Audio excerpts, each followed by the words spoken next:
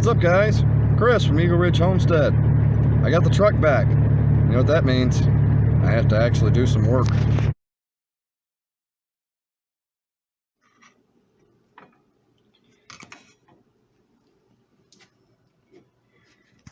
Homemade breakfast chili. It's gonna be a good day. So everybody else is still asleep, and I've still got about 45 minutes to daylight and about an hour and a half until the dump and the scrapyard and everything opens. So I thought I'd go ahead and use the time and get some of my seeds started. So I've got some of these store-bought little plastic deals that have the individual trays. I've not snapped them apart yet, but for the soil composition, I've got peat moss, vermiculite, and perlite, however you say it. I've got a little more vermiculite in one of them. I've got a little more peat moss in the other one.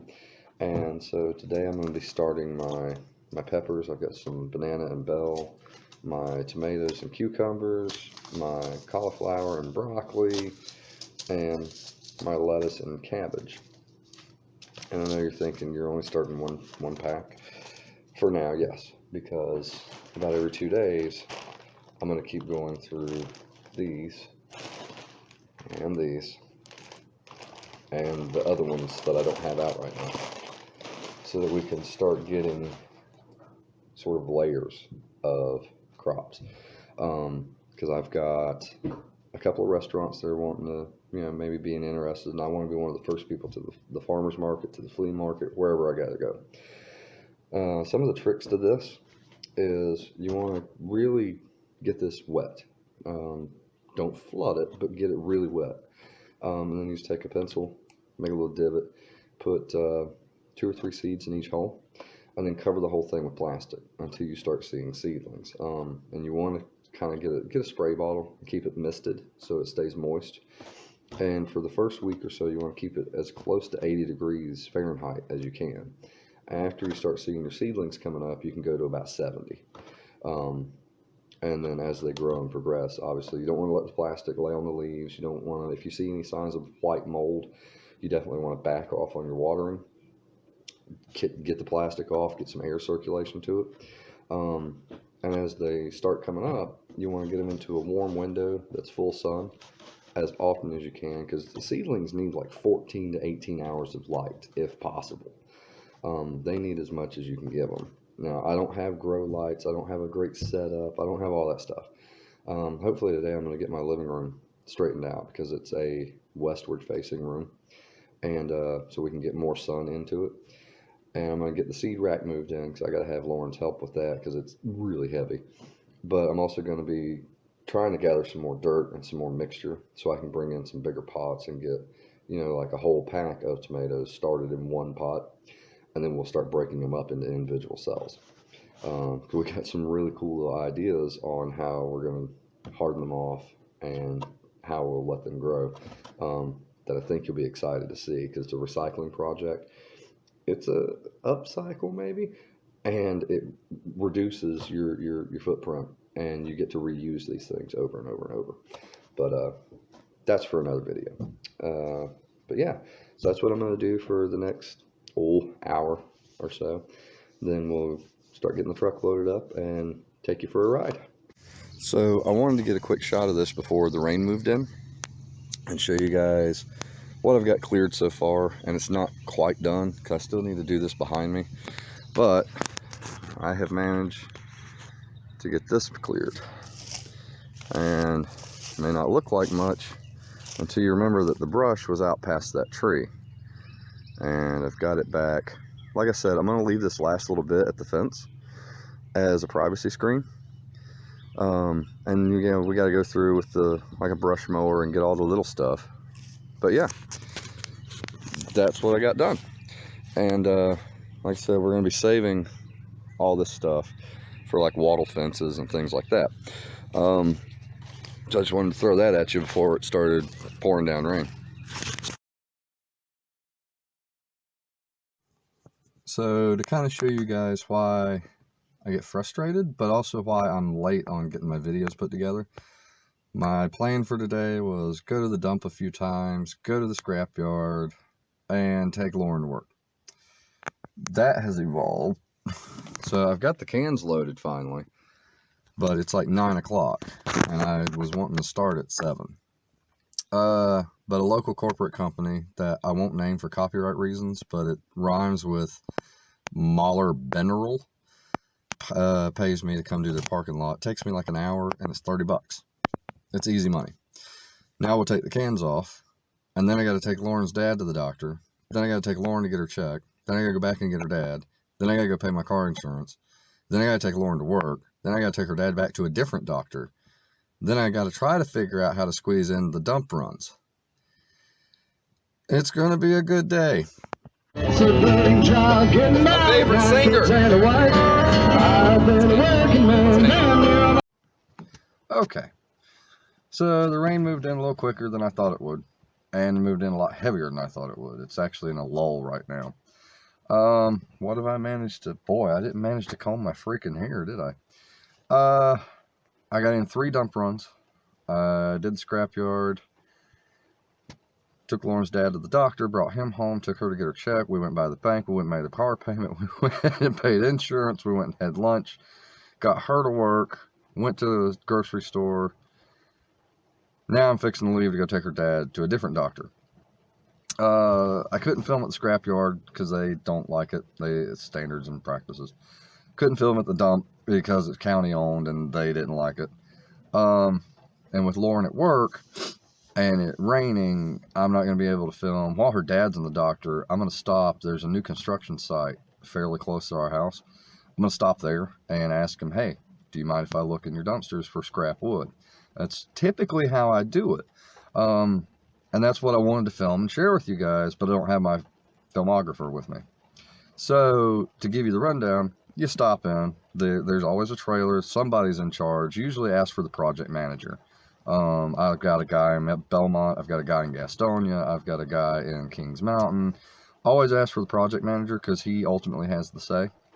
And most of the time what I get is, all right, if it's in the dumpster, it's free reign. You can have whatever you want, the scrap metal, the copper pipes and wiring, the scrap wood, whatever you want.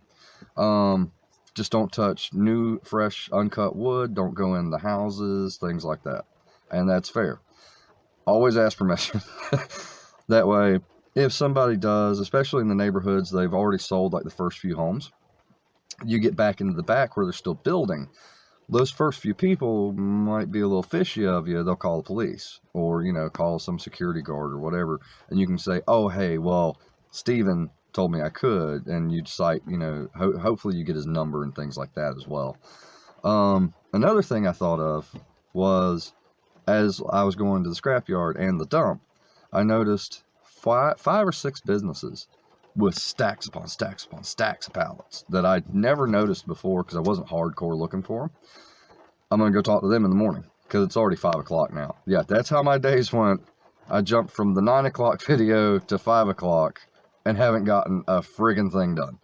The seeds still aren't in the dirt. I was getting the soil warmed up and moist and wet when I got the phone call to come over and do the parking lot, and then got everything else laid out for my day. But yeah, so that's what I got. I'm going to try to wrap this up.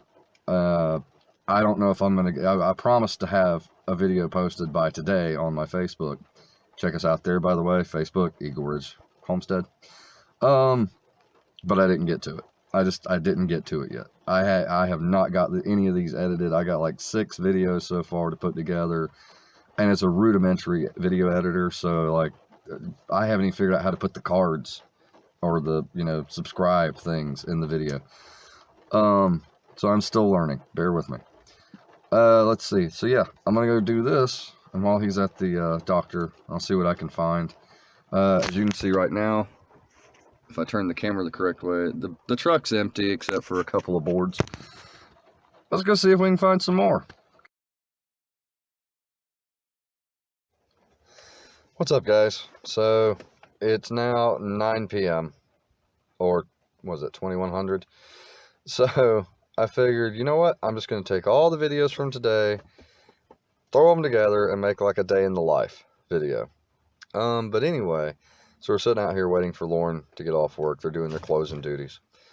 And I was thinking on the way over here, my windshield mount was a piece of junk, so I took it back because it was like $4, and it kept falling off.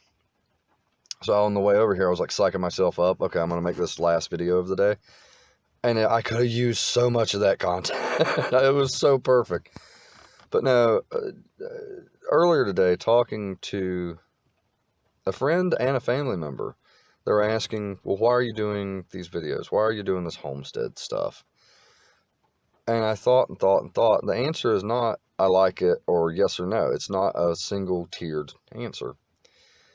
First tier is I was a musician for 20 years, and I loved the YouTube platform when it came out, and I loved putting up videos, and I actually had about 6 years worth of videos up when an idiot at a local phone retailer that we no longer use, service provider, deleted my Google account. So I lost 6 years of my personal history and growth that way. But I always loved that platform. Now, I will never use the platform for religious or political or, pushing agendas thing. I don't believe in that, and I'm not going to do it. If you guys want to do it, that's fine. I'm not. Second tier is I'm unemployed, and I have to find a way to support myself and my family. And the homestead idea is one we've had for years. I've actually got 5 years worth of notebooks of detailing weather patterns every day for the last 5 years, and studying soil composition, studying different things for our zone to figure out, some of the things I needed to know, some of which I already knew because I grew up about 12 miles from where I currently live. But so that's the second layer. The third layer, I wasn't going to make public for a long time, but also in talking to a friend, it would actually be beneficial. So for several years, I struggled with alcoholism. And don't get me wrong, I'm not like that anymore. But, I mean, at one point, like 3 years ago, I was drinking a fifth of hard liquor a day, like 100 proof vodka every day. Realized it was going to kill me. It was killing my marriage. It was killing my jobs. It was bad. So I quit drinking liquor. But then I started drinking beer and thought, oh, this is better. And, late last year, early this year, I decided, no, that's it. I'm done. I'm done with that. So I'll still have like a beer at the end of the day. And I want to stop that as well, because that's just holding on to the crutch. But, and I could give you a multitude of reasons why I drank and this, that, and the other. I actually didn't even start drinking until I was 27 years old, and I'll be 34 this year. But the homestead gives me accountability. It makes me, I can't run a chainsaw and be drinking. I can't build things and be drinking. I certainly can't drink and drive. So it forces me to not sit around and be depressed and drink. And my wife has a certain expectation of me to get things done. Well, now I can, and now I have this platform and this wonderful community that I've stumbled into that I feel like also holds me accountable. And I've never been on camera drinking, and I never will. I don't believe in it. So that's another layer. Another layer is, some of you might know, I was diagnosed last July, and this is February now, with stage 2 COPD from emphysema. So I got to quit smoking. Well, when I'm working in the yard, I can actually breathe. When I'm active and moving, I can actually breathe pretty well, as long as I'm not, puffing away on cigarettes. So, and I picked up some nicotine gum, things like that, and I'm going to some classes about it and that kind of thing. So I'm finally trying to grow up and be reasonable and not die at 50, because that's only, 17, 16 years away? Yeah, nah, no good. So it's not a yes or no answer for me. It's very layered. And I've actually wanted to go back. On the first video, I said, we scoured YouTube and we never found anything. I realized why. We found these videos that people had 10, 15, 20 million subscribers, these corporate plastic videos about micro farming and urban homesteads, and that's why we didn't learn anything. And I'm not knocking them, and I won't name them, but when I posted the first 2 videos, 2 people were my first subscribers, the Riley Homestead and Striving for the Simple Life. And they reached out and talked to me. And then that led down this rabbit hole where I discovered Ridge Life, where I discovered, was it Small Pond Farm? Don't quote me on that one. The Wyatt Life, and all these different people and this beautiful community. And now I'm like, oh my God, that's why we didn't learn anything, because we didn't stumble into the real people. And I watched a video of Ridge Life earlier today, and he's talking about, for so long he was focused on the numbers. And I am too. Like, I was sitting there going, I've only got 7 or 8 or 9 subscribers, and I may lose a couple now telling them I was an alcoholic. But no, it's the people. And I've really enjoyed watching you guys' videos, and I hope you're enjoying watching mine. And I hope maybe we can share some subscribers. But anyway, that's what I'm going to do. I think I'm just going to throw all these videos together, call it a day in the life. Because I was so frustrated that I didn't get my video made today and posted like I promised I would. I'm going to do it probably at like 4 o'clock tomorrow morning when I get up. But no, I appreciate it, guys. And don't forget to like and subscribe. Head over to Facebook and check us out, Eagle Ridge Homestead, and share it with your friends. And I said it in another video. If you don't like it, dislike it. If you got a comment, leave it. Send us a message. Let us know. Are we doing good? Are we doing bad?